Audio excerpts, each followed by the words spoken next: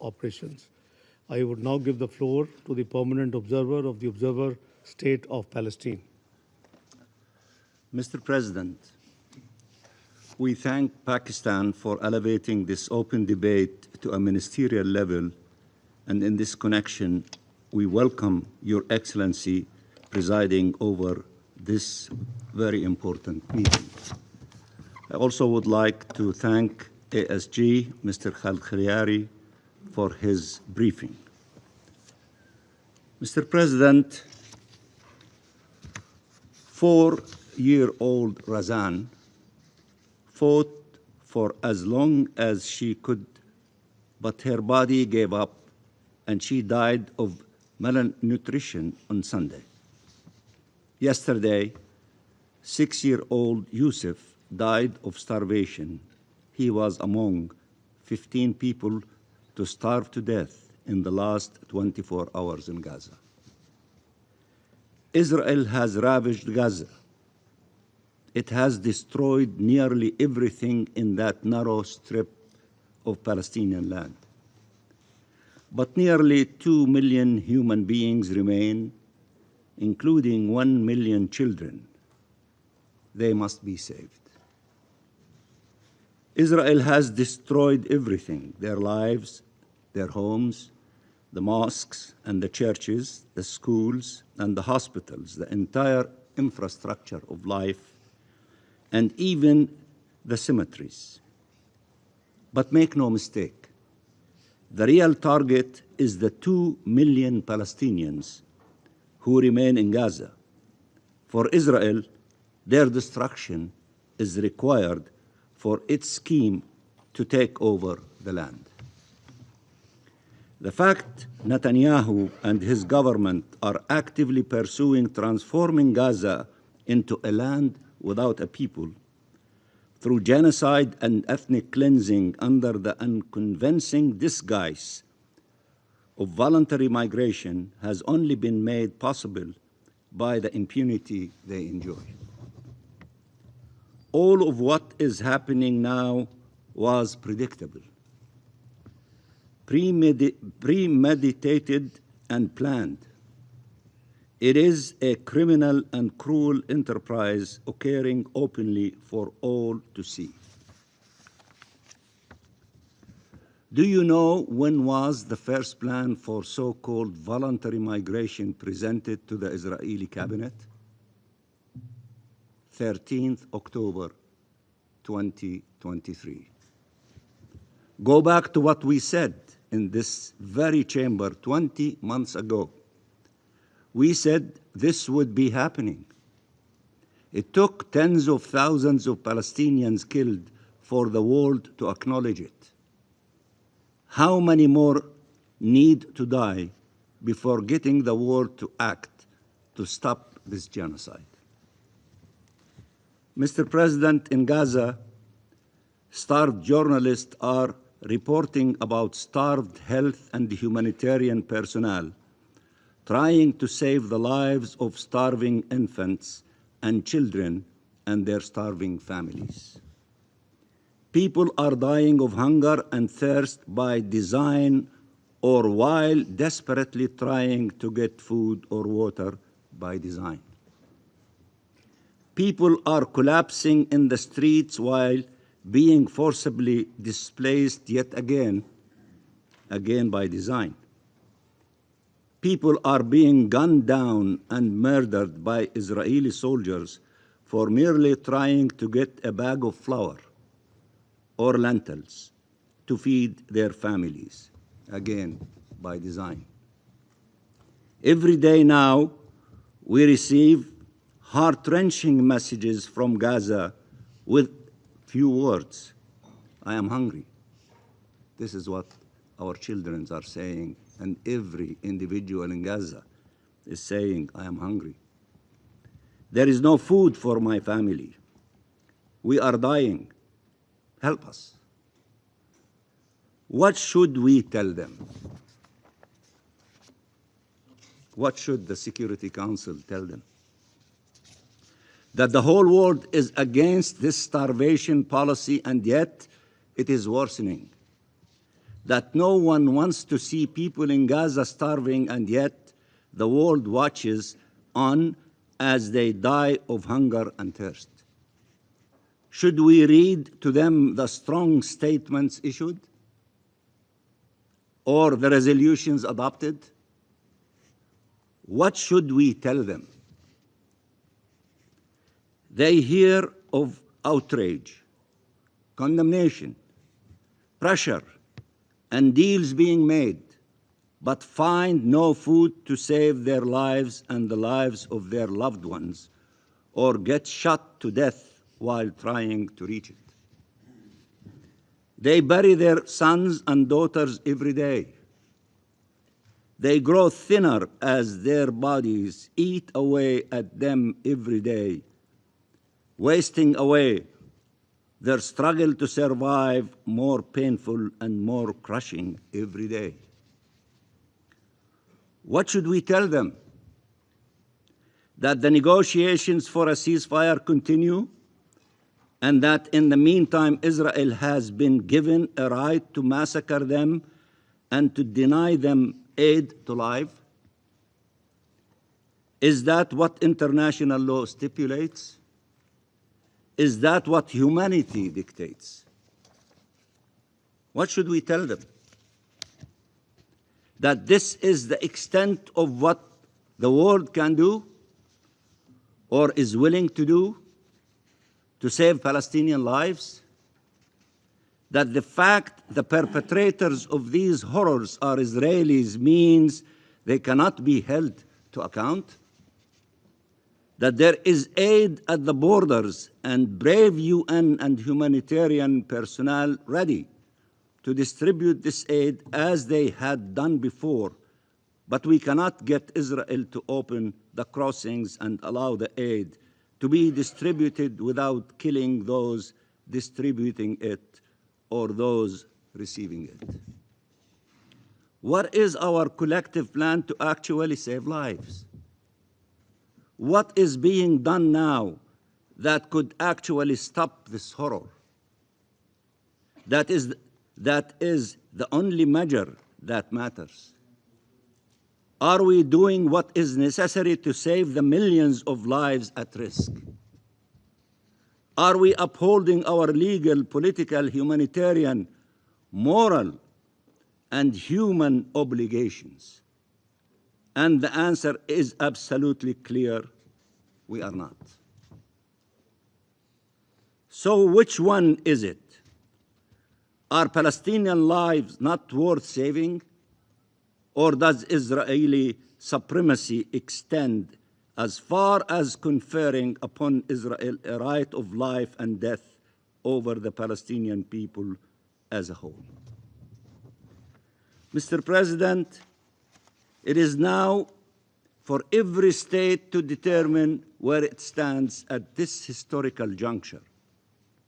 Every single country will be asked, what did you do during this genocide? Not what you said or what you considered doing, but what did you actually do?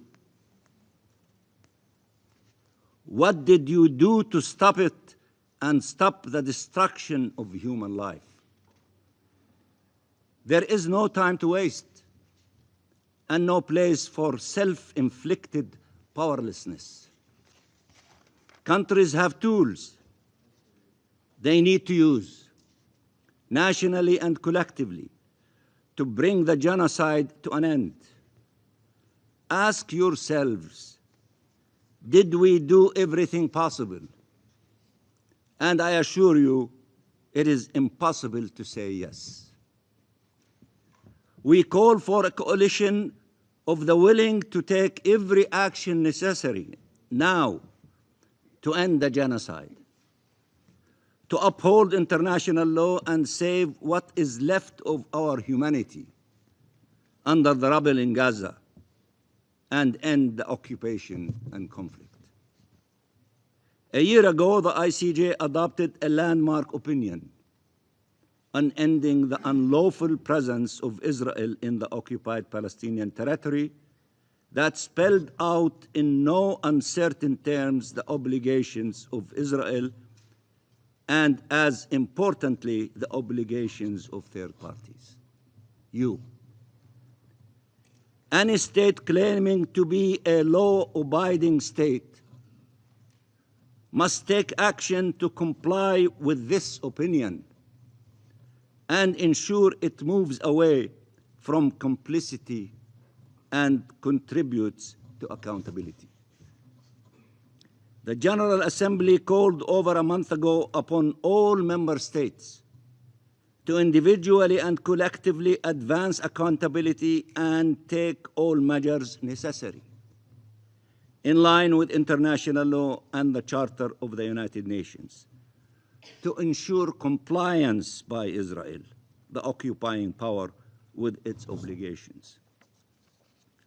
Since the adoption of that resolution, more than 3,000 Palestinians were killed, the majority women and children. States must act now to stop these atrocities. I represented the state of Palestine at the meeting of the Hague Group in Bogota, Colombia, where countries came together and adopted concrete measures to halt the genocide and advance accountability. This is an important step in the right direction. Several of the countries represented here have also announced concrete steps and initiatives to the same effect. But much more needs to be done, and fast. The commitment is good by some, but it's not sufficient. We need more from all of you. Within days, not weeks, and certainly not months, we are out of time, because every day we fail to act, children are killed, starved, orphaned, burned, disabled, and traumatized. Families are shattered, life is destroyed. Red lines are useless if they can be crossed over and over again without consequences. Rules are worthless if we are not willing to sanction their breacher. Words are meaningless if they are not followed by action. We need you to act, and act now. Of course, it is better to speak out rather than stay silent, but speaking out cannot be an alternative to action, especially when it is evident Israel is not listening and becoming only more brutal, only more dangerous. And we should not pretend we are not hearing what Israel is saying or not seeing what it is doing.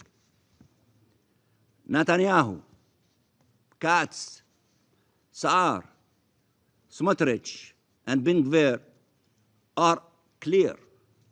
They say there are no innocent people in Gaza. They call our children children of darkness. They call our people human animals and have been acting accordingly. They spoke of inflicting death and destruction on all of Gaza, and they did. They are confessing to their own crimes and are committing them in plain sight for all to see. 7 decades of impunity make them confident they have no reason to hide their intentions or actions. Mr. President, we warn against all those who try to portray this conflict as a religious conflict, including those who do so to shield Israel from criticism and condemnation. This is not a conflict between Jews and Muslims. It is a war against Palestinian presence in the land of Palestine. Palestinian Christians are not spared, from Gaza to Taibe, from Bethlehem to Jerusalem. The Israeli strike against the Holy Family Church is not the first of its kind. By the way, this is the church that the late Pope Francis used to call every day. The historic Greek Orthodox Church of Saint Porphyrius in Gaza was bombed in the early days of the war, as was the great Omari Mosque. 2 Palestinian women were shot and killed on the grounds of the Holy Family Church back in December 2023. Settlers' terror attacks are about forcibly displacing Palestinian communities regardless of their faith and about stealing their land. Christians are harassed, attacked, and beaten like their Muslim brothers and sisters. When trying to celebrate their holy days, priests and nuns report attacks against them and the church properties. They are spat on, insulted, and threatened by Israeli extremists. This is not a conflict between Jews and Muslims. The diversity of our people reflects the diversity of this land and its rich history and its significance for all monotheistic religions. And the solidarity movement with Palestine is comprised of people of all nationalities and all faiths, coming together against injustice, against occupation and apartheid, against oppression and genocide. And it includes Israelis who care about justice, but also about Israel and its future. And they know that the path on which Israel has embarked, by which it thinks it can impose its will on the region through bullets and bombs and expects surrender than peace, is reckless and wrong and will lead to devastating effects for the region and the world. Mark my words, Israel's genocide in Gaza will redefine the region and our world for generations to come. And what we do next will determine in what way. Let me repeat that. Mark my words. Israel's genocide in Gaza will redefine the region and our world for generations to come. And what we do next will determine in what way. Mr. President, an alternative path is possible if we act now, where life is restored in Gaza, where freedom for the Palestinian people is achieved, where Palestinians and Israelis can live in shared space and security, and where the region as a whole can experience peace, stability, and prosperity. This path of just and lasting peace, upholding international law and based on the relevant UN resolutions and the fulfillment of the inalienable rights of the Palestinian people, including self-determination and the realization of their right to their independent state, and the implementation of the two-state solution, with Palestine and Israel living side by side in peace and security. This is the only path forward. It requires the mobilization of all states to advance freedom and justice leading to peace and security. The international conference to be convened by Saudi Arabia and France at the end of this month offers a unique opportunity to transform international law and the international consensus into an achievable plan and to demonstrate resolve to end the occupation and conflict once and for all, for the benefit of all peoples and of all the states of the region. That is the path that must be taken with courage and commitment and without delay. Mr. President, it all starts with Gaza. with the children of Gaza. For now, history will remember us all for the lives we failed to save. But many more lives remain to be saved. Let us not fail them. Thank you. Thank you, Mr. Permanent Observer of the Observer State of Palestine, for your statement. I will now give the floor to the representative of Israel. Thank you, Mr. President. I believe this chamber and the UN would benefit from something basic, a full and honest overview of the current state of our region. Let's begin in Gaza, where Hamas continues with its deprived tactics. 50 innocent people remain held hostage. Israel has been working tirelessly to bring them home. We have made compromise after compromise, crossing lines no other nation would consider. But Hamas has rejected each and every offer. Even as we speak, we receive rejections from Hamas. For Hamas, the suffering of its own people is their greatest weapon. The longer the misery continues, the longer they can feed it into their propaganda machine. I am sure that all of you will address the humanitarian situation. But I will remind you, you all must focus your pressure where it belongs, on Hamas. They are the ones who are saying no to the offer. If you don't believe me, you can ask the US, Qatar, Egypt, the ones who are trying to negotiate. They are rejecting every offer. In Lebanon, the new government has made promising statements about reform, and we are listening. But Hezbollah is busy attempting to rearm and reassert itself in southern Lebanon and Beirut. We have seen this movie before. We know how it ends. Israel will never allow this to happen. We will not permit Hezbollah to rebuild its terror infrastructure on our northern border. In Iran, the genocidal regime that spent 12 days launching missiles at Israeli civilians is trying to restart its nuclear program. Since today we have the so-called privilege of the presence of Deputy Foreign Minister Rabadbi here today, so let me ask him directly, what is your plan now?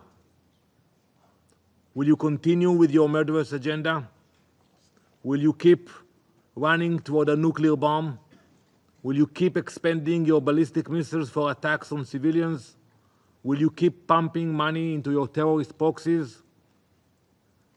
You don't need to answer, because we already know it. Now is the time for action. Sanctions must not be lifted, they must be imposed now, on the regime's economy, on its terror network, on its ballistic missile program, and on the individual leaders who sit in Tehran and plot murder as their foreign policy. In Syria, jihadist forces have traveled south of Damascus to the Druze city of Suwaida, where they have committed unimaginable atrocities. Hundreds of innocent men, women, and children now lie dead. I have personally received hundreds of calls from my Druze friends from Israel, terrified and horrified by what is happening to their people. Their family ties cross the border. Their brothers and sisters live both in Suwaida and in Israel. For us, this is personal. It is Israel's sacred moral duty to stand by our Druze brothers and sisters in their time of need. We are guided by our unshakable moral compass. We will not stand idly by while innocent minorities are slaughtered, just kilometers away from their Israeli family members. So yes, the Middle East today is embroiled in chaos, but is also filled with opportunity. There is chaos for the innocent hostages still trapped in Hamas's tunnels, chaos for the civilians and minorities in Lebanon and Syria still facing terror, chaos for the entire region as Iran continues to push the world to the edge. But there is also opportunity, because the forces of darkness have been weakened. Hamas has lost much of its terror infrastructure and its senior leadership. Hezbollah was crippled by Israel's operations last year. Iran's nuclear and ballistic missile programs have been set back in ways that were once thought impossible. Israel is making the Middle East safer for everyone who values peace and calm. In other words, we are doing the work of the United Nations. While Israel dismantles terror networks and protects innocent lives, what does the UN do? It clings to its political agenda. It protects its bias. It defends the agencies that have long abandoned neutrality. You don't need to look far to see this bias in action. Just look at the statements and conduct of Tom Fletcher and his agency, OCHA.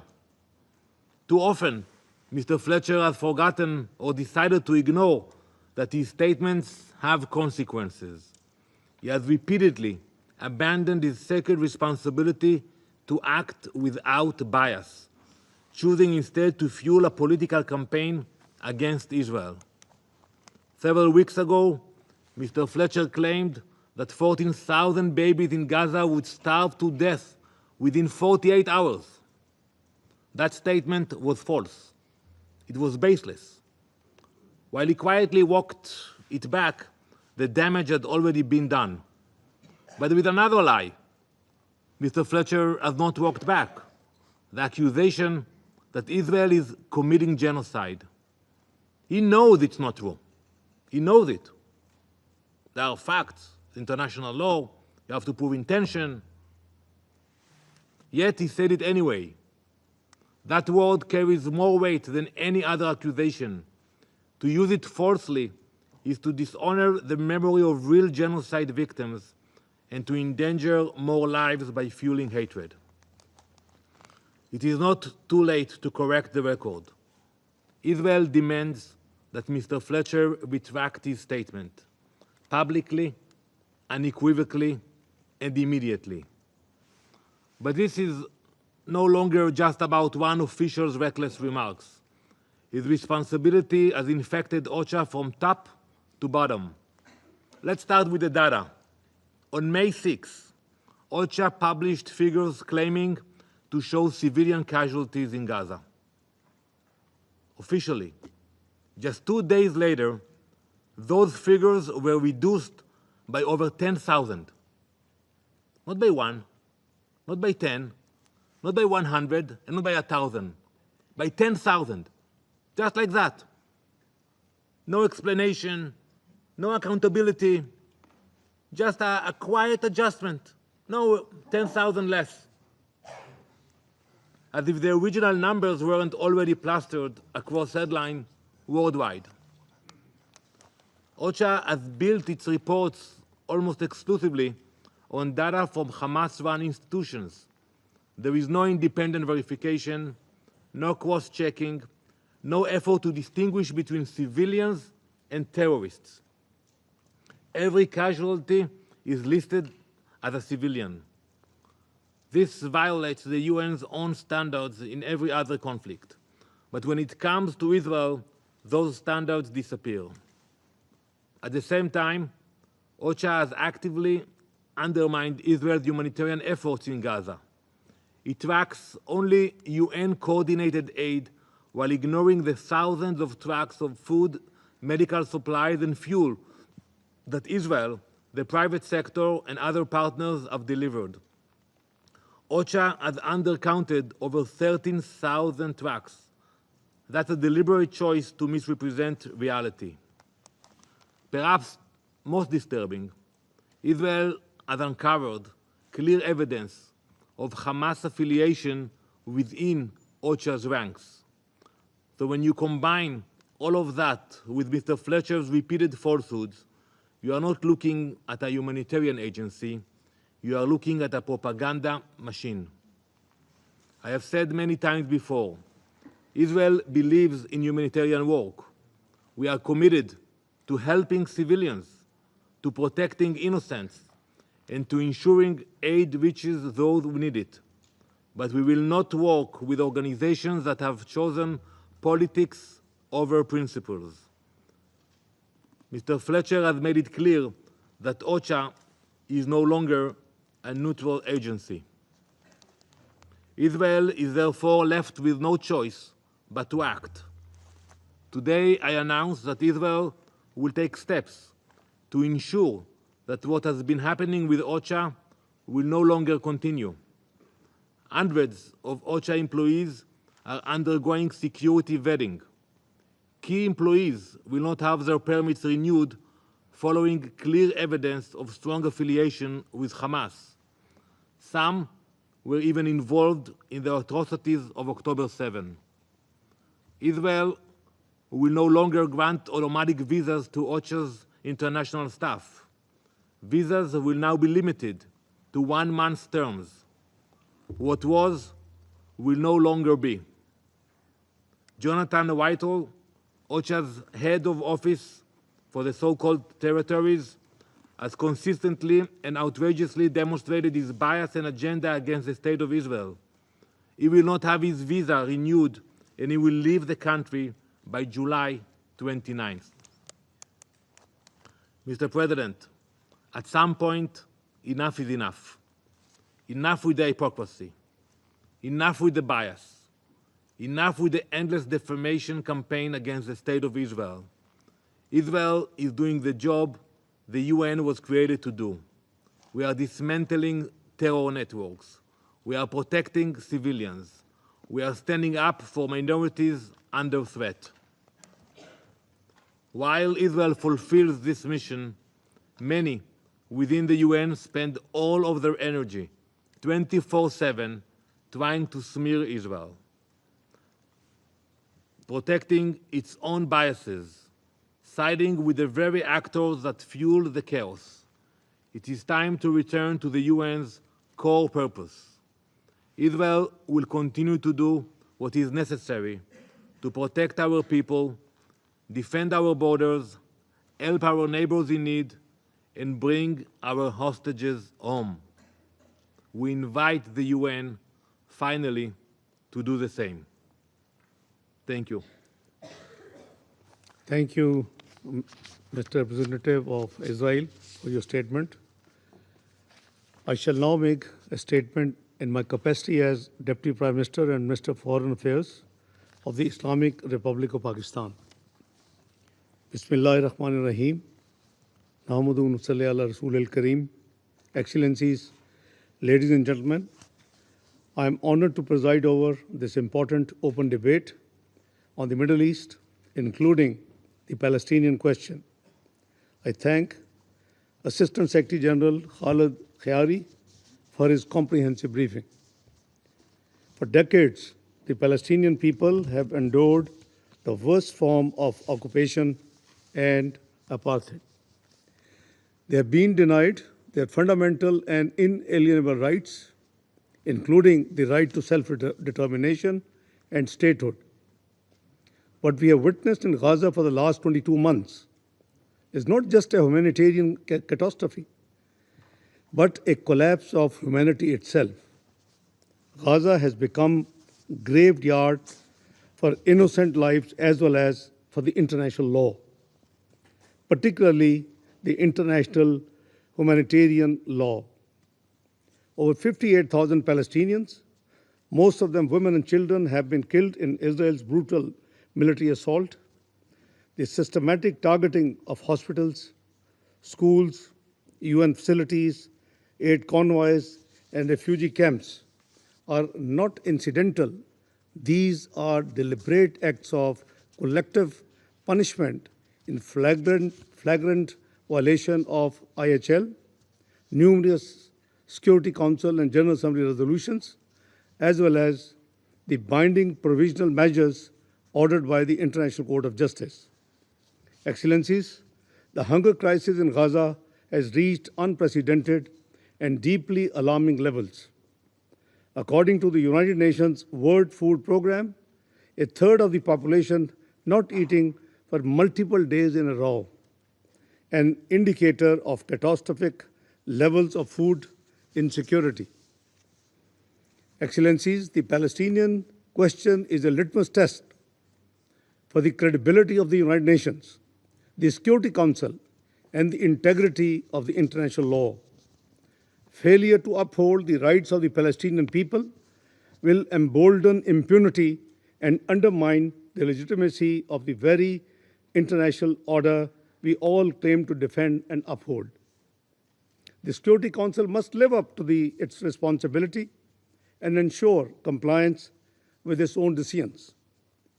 Pakistan reaffirms its unwavering and principled support and solidarity with the Palestinian people and their right to a viable, sovereign, and contiguous state of Palestine based on the pre-1967 borders with Al-Quds al-Sharif as its capital. This is the only just and durable solution, enshrined in Security Council and General Assembly resolutions, the Arab Peace Initiative, and the consensus position of the OSCE. We urge the Security Council to pursue with unity and urgency the following concrete measures.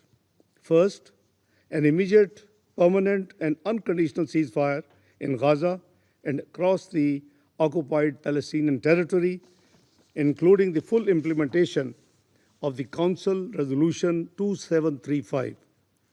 We appreciate the ongoing diplomatic efforts aimed at securing a ceasefire in Gaza and hope these would yield tangible and meaningful outcomes, including a permanent end to the war. We appreciate the role played by Egypt, Qatar, and the United States in this regard. Second, unfettered, sustained, and secure humanitarian access to all civilians in need and the protection of aid workers, medical teams, and the UN personnel. Immediate steps should be taken to ensure the delivery of life-saving food and medical assistance, restore humanitarian supply lines, and prevent famine conditions from taking hold. Third, renewed and reinforced international support to UNRWA, which remains indispensable to the survival of millions of Palestinians. Fourth, an end to the forced displacement, illegal settlement expansion, and annexation of Palestinian land, particularly in the West Bank and East Jerusalem. Fifth, implementation of the Arab and OIC-led reconstruction plan for Gaza, which represents a vital framework for post-conflict recovery and rehabilitation, sustainable development, and the restoration of dignity for the Palestinian people. And sixth and last, a political horizon is the need of the hour, the revival of a genuine and time-bound political process to achieve a just, comprehensive, and lasting two-state solution in accordance with international law and relevant UN resolutions. Pakistan welcomes the growing international momentum in support of the Palestinian statehood and full membership of the UN. We urge those that have yet to recognize the state of Palestine to do so as soon as they can. We also welcome the convening on 28th of July of the International Conference on the Two-State Solution, co-chaired by Saudi Arabia and France, to help generate renewed momentum and take concrete actions towards achieving the two-state solution. Excellencies, a comprehensive and enduring peace in the Middle East requires addressing all interrelated crises across the region through effective multilateralism and peaceful settlement of disputes. Pakistan supports the stabilization of Syria through an inclusive political process. Syria's unity, sovereignty, and territorial integrity must be upheld. Israel must withdraw immediately from the separation zone established under the 1974 disengagement agreement and from the occupied Syrian Golan Heights In accordance with Security Council Resolutions 242, 338, and 497. In Lebanon, the ceasefire understanding and resolution 1701 must be respected and the sovereignty and territorial integrity of Lebanon safeguarded. We must support the peace process in Yemen, facilitated by the UN and regional actors, particularly Saudi Arabia and Oman.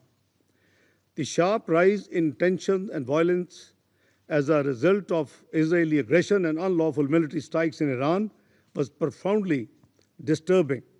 These attacks set a dangerous precedent and pose grave threat to regional and global peace.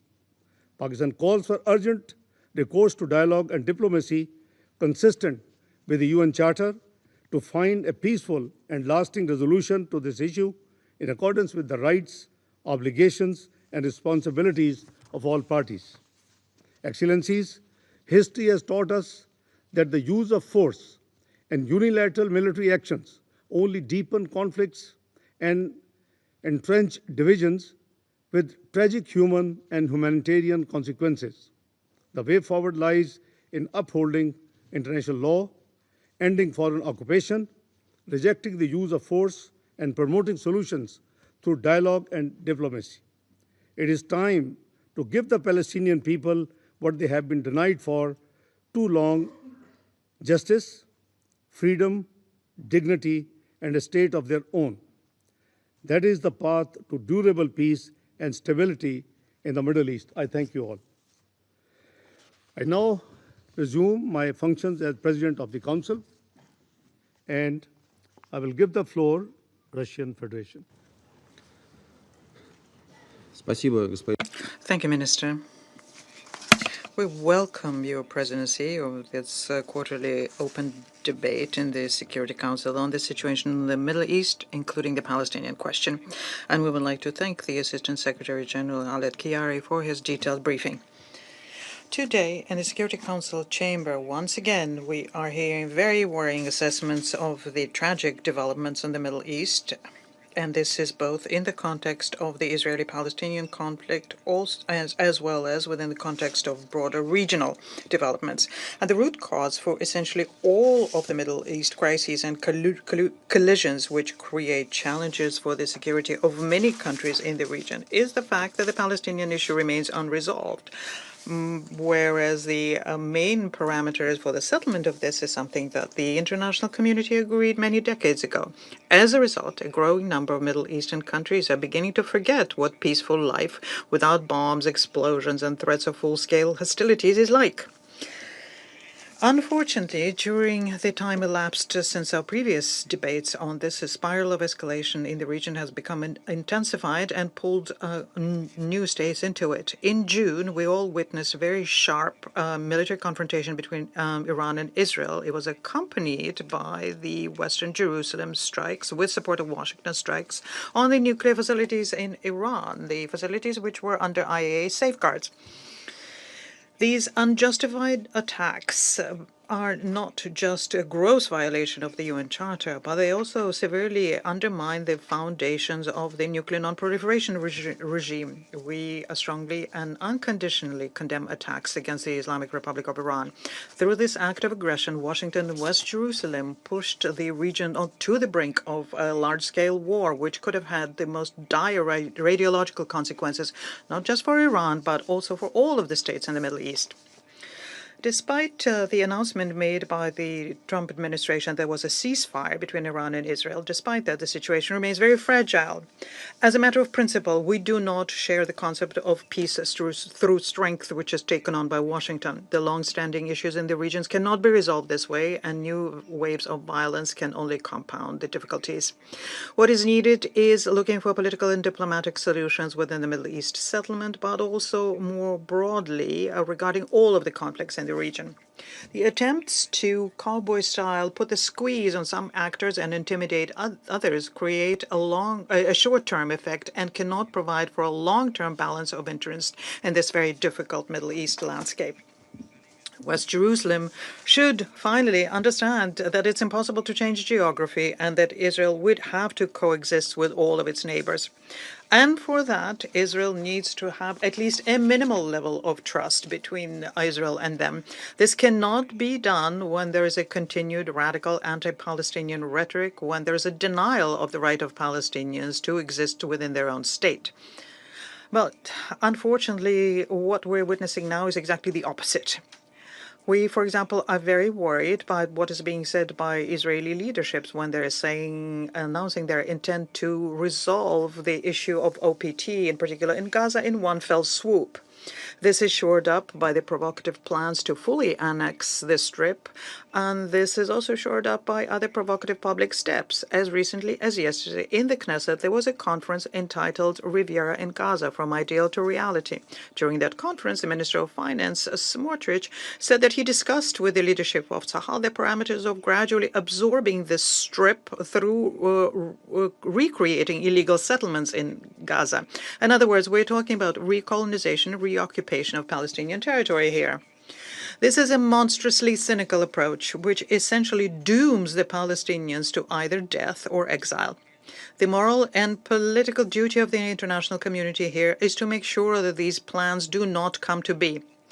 The very way of phrasing this issue this way is unconscionable, even hypothetically, because it implies that the Palestinians are second-class people and they're not masters of their own fate.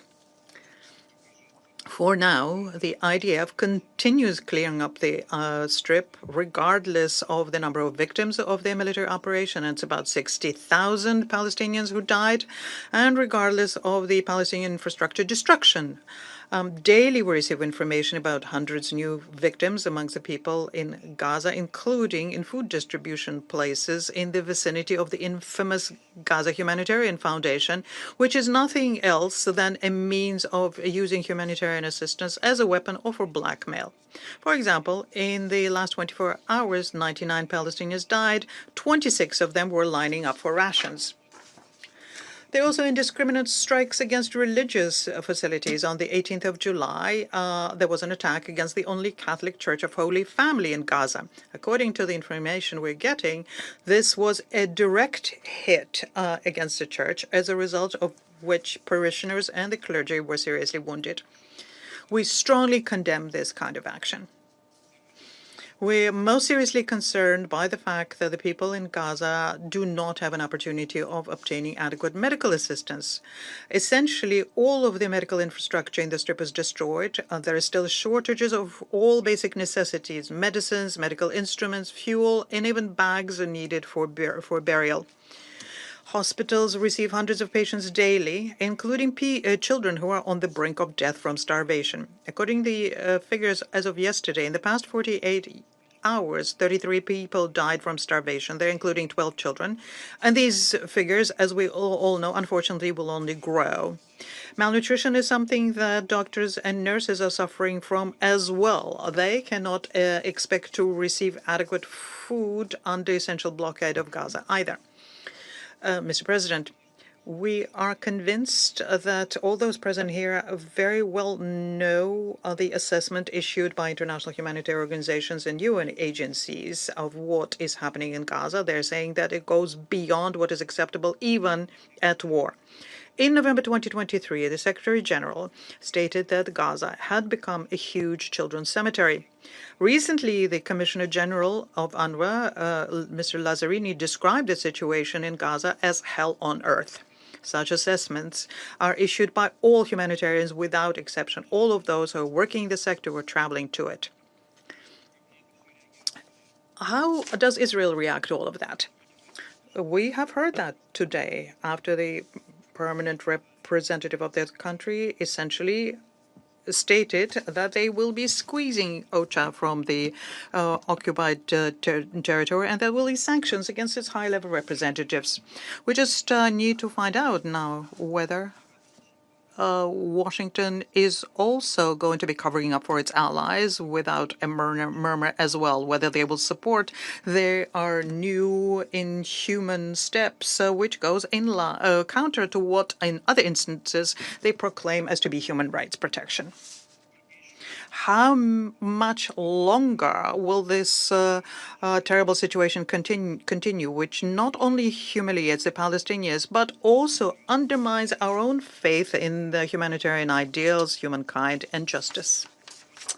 Against the background of the disaster in Gaza, what is somewhat obscured is the situation on the West Bank. But unfortunately, this gives us equal reasons for worry because the military operation continues there, economic suffocation, and arbitrary arrest against the Palestinians, property expropriation, and demolition of houses. To this, we need to add the unconstrained violence by the settlers, very frequently under the lenient eye of the Israeli military, and the record pace of settlement construction, and at the same time an open declaration to annex the West Bank. This is part of the overall stance to destroy any kind of premise or an opportunity for Palestinians to have their own state, depriving them of the possibility to survive in the occupied territories.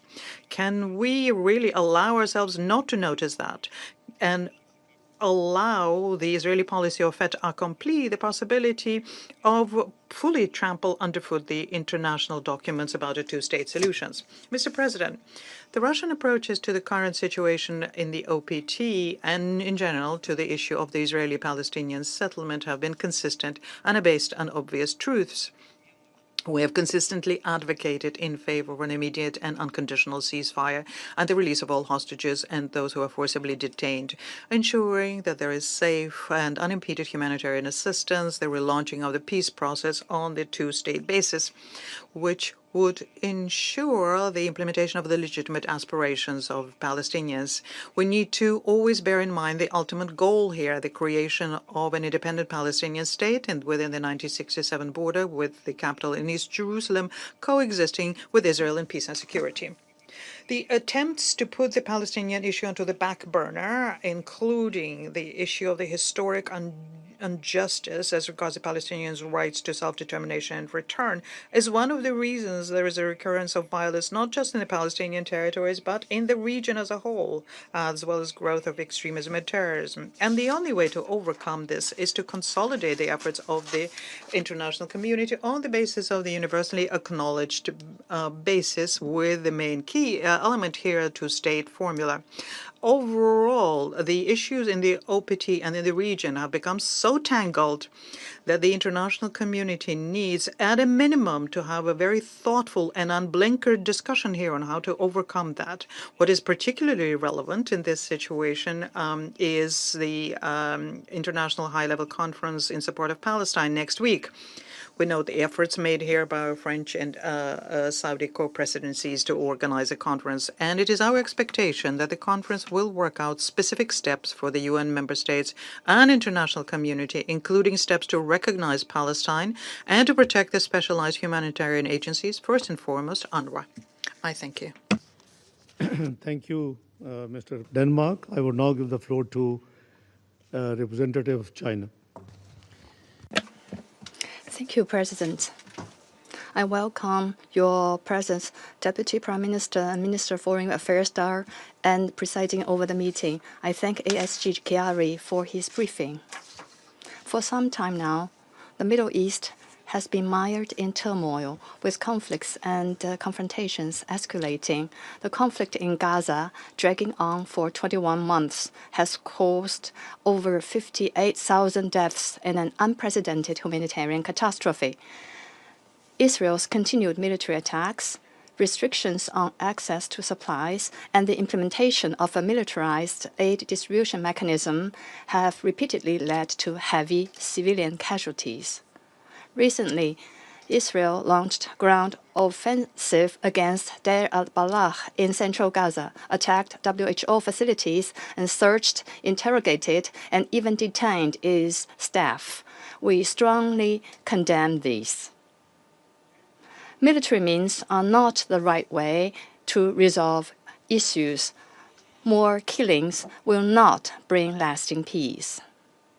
China urges Israel to immediately cease all military operations in Gaza, fulfill its obligations under international humanitarian law, fully restore humanitarian access, and support the UN and other humanitarian organizations in their aid effort, China firmly supports the UN Office for the Coordination of Humanitarian Affairs and USG Fletcher in their work.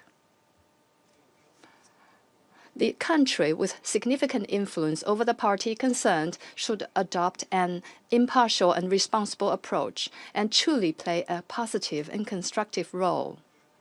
While the fighting in Gaza rages on, the situation in the West Bank is very tense. So far this year, settlement expansion and settler violence have killed over 600 Palestinians and injured over 5,000. The international community has repeatedly affirmed that settlement activities violate international law and council resolutions and must cease immediately. Israel should stop its attacks on the West Bank, curb settler violence, and conduct impartial investigations of all attacks and pursue accountability. President, elsewhere in the Middle East, the challenges to peace and stability are equally daunting.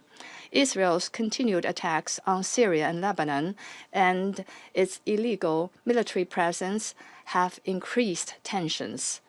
The sovereignty, security, and territorial integrity of Syria and Lebanon must be fully respected, and the relevant Security Council resolutions should be effectively complied with. The Syrian interim authorities should promote an inclusive political process and effectively implement the obligations under international law, including counterterrorism. The international community should help and support the Lebanese government in its active governance. We call on the Houthis to stop targeting merchant ships, and all parties concerned to exercise calm and restraint in order to maintain the safety of shipping lanes in the Red Sea. It has been proved that war cannot resolve the Iranian nuclear issue, and a political solution is the only way forward. All parties should ensure that the ceasefire reached between Israel and Iran is effectively implemented and prevent the situation from escalating again. The parties concerned should restart dialogue and negotiations on an equal footing and address their legitimate concerns through consultations. Iran's commitment not to develop nuclear weapons should be taken seriously, and all parties should fully respect Iran's right to the peaceful uses of nuclear energy as a state party to the Treaty on the Non-Proliferation of Nuclear Weapons. Relevant countries should abandon the practice of frequently resorting to threats and pressure, which will only intensify tensions and confrontations and even further undermine diplomatic efforts. President, lasting peace in the world would not be possible without a stable Middle East. The Middle East cannot remain under the shadow of conflicts forever, nor can its people continue to live in the insecurity of war. The question of Palestine lies at the heart of the Middle East issue, and the implementation of the two-state solution is the only viable way to resolving the question of Palestine. The international community must firmly reject unilateral actions that erode the foundation of the two-state solution and firmly oppose the dangerous attempts to annex Gaza and the West Bank. We welcome the high-level conference on the implementation of the two-state solution to be convened next week, and we look forward to its galvanizing strong momentum to the implementation of the two-state solution. I thank you, President. Thank you, Mr. Representative of China. I would now give the floor to the representative of Algeria. Mr. President, let me first thank Pakistan for convening this open debate and express our appreciation to ASG Khaled Khiari for his sobering briefing. His words echo what every soul in this chamber already knows. What the world sees and what history will not forget. The catastrophic suffering of Palestinians in Gaza and the West Bank alike. what we are witnessing is not war. It is annihilation, not only of people, but of life itself.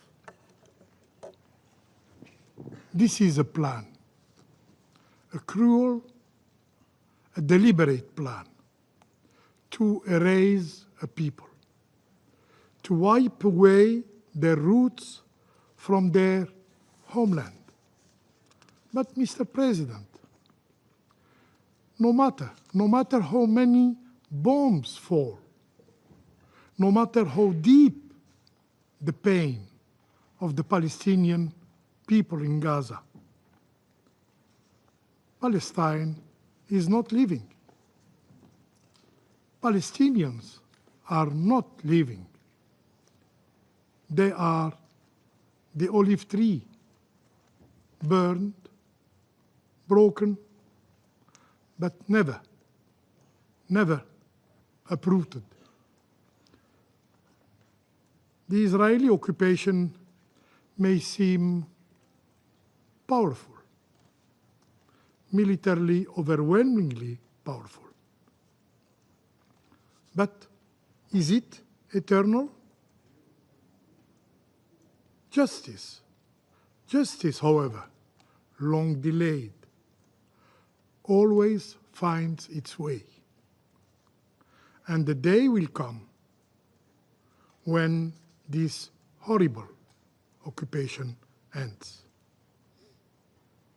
Mr. President,